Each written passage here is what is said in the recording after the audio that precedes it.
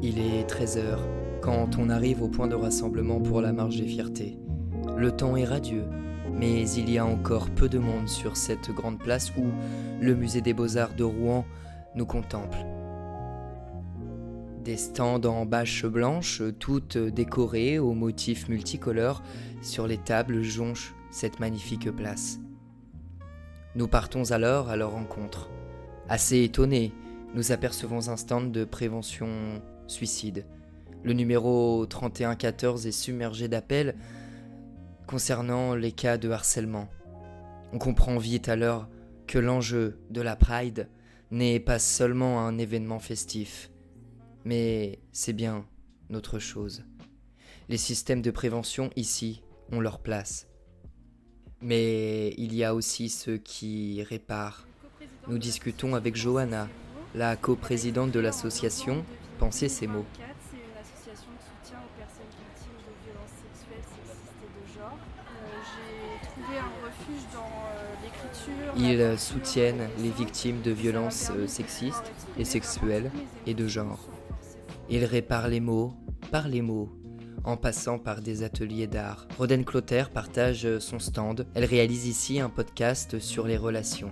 Elle décide de nous en parler. Très intéressant et c'est très bien d'en parler parce que justement, vu que je suis coach, je suis un peu catégorisée dans tout ce qui est New Age, coaching, développement personnel.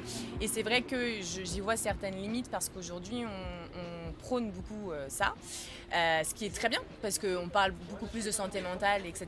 Mais du coup, on va aller dans des extrêmes qui nous mènent à catégoriser en fait certaines choses alors que chacun a son process.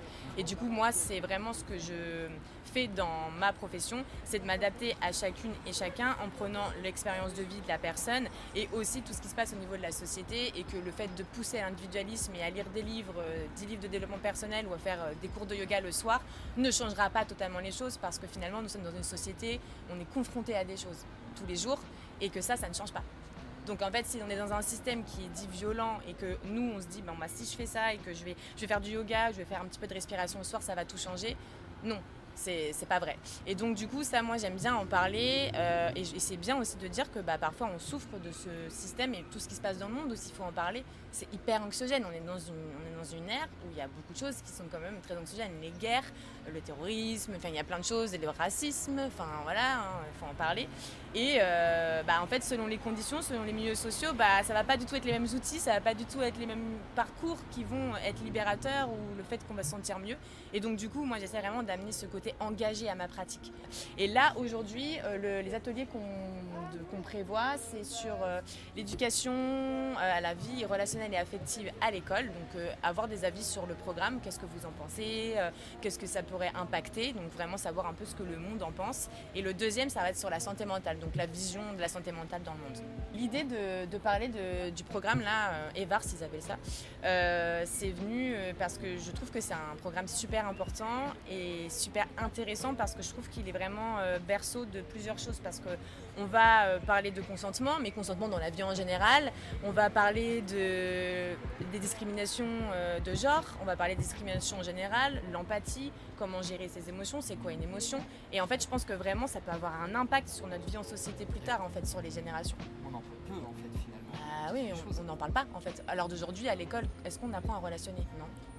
Les relations et le vivre ensemble est ce qui marque le but réel de cette journée.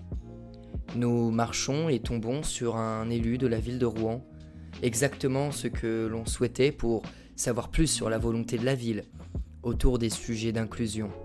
Il nous parle du but de cette journée. Ces enjeux, c'est d'abord des principes d'égalité, de fraternité, parce que, je dirais, nous formons tous une seule et même nation, une seule et même population, et quelles que soient nos orientations, qu'elles soient politiques, sexuelles, religieuses, c'est aussi important que chacun ait le droit de citer. La ville, elle est dans l'inclusion, c'est-à-dire que la ville, elle est pour tout le monde. C'est l'acceptation des autres, mais dans les deux sens. Et ça, c'est important, et de montrer qu'effectivement, il y a une communauté gay, queer, qui est présente, qui fait les choses, qui a autant de droits, autant de devoirs que tous les citoyens. Et le fait de manifester, le fait de montrer qu'on est présent, eh bien c'est quelque chose qui est hyper important et que nous, d'un point de vue, je dirais, élu, à la ville de Rouen, nous accompagnons, nous poussons effectivement, parce que voilà, il faut se montrer, il faut marquer le terrain et dire qu'on a tous les mêmes droits. Voilà. La marche commence d'ailleurs bientôt. La place se remplit peu à peu. Certains sont déguisés, d'autres font flotter leurs drapeaux multicolores dans le ciel. On n'en oublie pas le but de la marche. Nous décidons de rencontrer une âme responsable de l'organisation. C'est au stand de Fierté colorée que l'on nous dit d'attendre un responsable de la marche. Louise arrive. Un homme avec un t-shirt à motif licorne, un talkie-walkie en main. On lui pose alors cette question qui paraît innocente de prime abord. Quels sont les enjeux de cet événement populaire et inclusif? Il y a beaucoup de problèmes encore de discrimination, de LGBTophobie en général. Pas mal de problèmes sur la question trans, qui est encore un problème aujourd'hui très récurrent et beaucoup moins ancré que l'homosexualité. Donc du coup c'est surtout envers les personnes trans que ça joue beaucoup. Mais on a aussi bien sûr des agressions homophobes et lesbophobes, du harcèlement scolaire autour des personnes LGBT, du harcèlement au travail, de l'intimidation, des patrons désagréables et ainsi de suite. L'important c'est déjà de montrer qu'on est là, de montrer qu'on est présent, avec tout ce qui se passe d'actualité en ce moment, montrer qu'on soutient les adelphes de tous les pays, notamment ce qui se passe en Hongrie, notamment ce qui se passe aux États-Unis, tout ce qui se passe actuellement envers la question LGBT. Aussi faire des combats intersectionnels, donc discuter autour de toutes les questions, problèmes et autres qui se posent, et aussi montrer aux plus jeunes qu'ils ne sont pas seuls et rassembler les gens pour qu'ils se sentent moins seuls. Après quelques discours des organisateurs, dont certains orientés politiquement, la musique se fait entendre. Le rassemblement quitte la place, sous le son des tambours.